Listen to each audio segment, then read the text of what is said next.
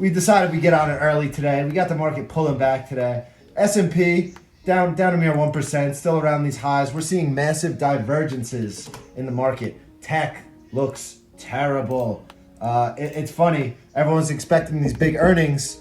We're having record corporate profits and record beats for earnings, and everything's selling off on earnings. And we're seeing, once again, how price action is king. It became a complete sell the news situation. Everyone's expecting the big earnings, and you look at, the runs all these stocks went on into earnings. I'm just typing up Amazon, for example.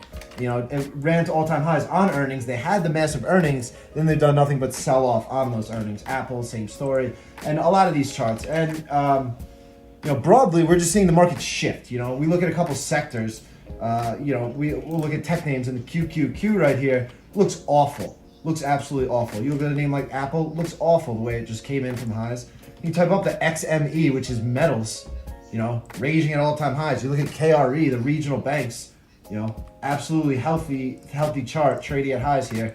Let's look at industrials, for example, XLI, just cruise into new all-time highs. So, we're seeing, the more popular names are getting sold off, and we're seeing the market really shift gears here. And it's been really pronounced these last couple weeks. The market, we're pulling back, yes, and you look at the big names like Amazon, Apple, Google, and how they're pulling back, but you look underlying, and there's a lot of names that are still trading really, really well.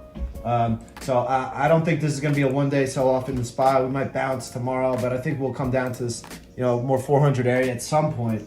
But I just think, you have to be willing to switch gears a little bit and switch up the names you're trading, because, the growth stocks are just getting crushed. Look at this Pinterest. Look at Teladoc. Teladoc is down 50% in 2 months, and that's just how the growth stocks are kind of trading right now. So I think it's very important to be able to switch gears, and that's what we're really going to focus on next coming weeks. What are you thinking over there, Bennett?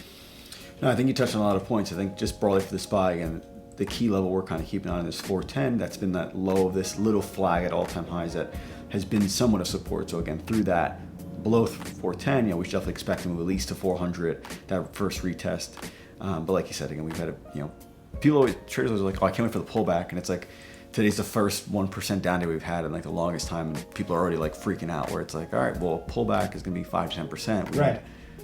To get to, 400, 390, 380 to have a real pullback, where this is kind of day one, and right. We're starting to see a lot of people get a little scared already. Well, yeah. The thing about corrections, even the most healthy corrections, they don't look healthy, during the moment. The correction. Yeah. Right. So, I think that's just what we're experiencing. I think tech names are going to be really out of favor for the next, few months.